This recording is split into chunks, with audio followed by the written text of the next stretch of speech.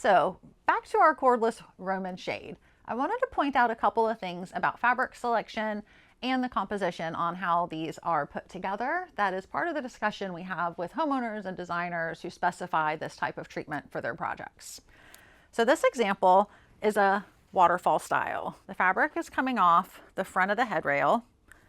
The back of the headrail is left open, and we've got returns on the side. This is an outside mount shade. It's not mounted inside your window casing, it's mounted on the wall directly above your window casing. So some things I'd like to point out about this from a lining perspective are our blackout linings.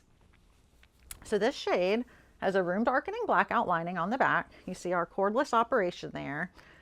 Where these rings are sewn on, we take an extra step to put this extra little circle on there to cover the light pricks that are inherent in blackout fabric. When a needle goes through a blackout lining, it pierces that fabric and you're gonna have light leakage. So if you're in a dark room with a Roman shade lowered with blackout fabric without those extra little circles, you're gonna have pinpricks of light showing through. This eliminates that problem.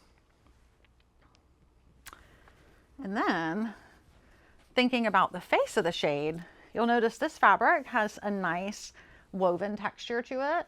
The weave has different colors of threads and it's not a tight weave. This works to our benefit on a Roman shade. If you look where the rings are sewn, every place that those rings are on the back has to come through the face of this fabric. And the texture and the variation in this particular fabric does a great job hiding those ring marks. If we have a client come to us with a shiny fabric, a silk, a taffeta, a solid with no texture and variation, I like to point out that those rings where they're sewn on are going to draw your eye because it's going to kind of pucker the fabric a little bit. So it's always better to choose something with some nice texture that's going to hide those rings.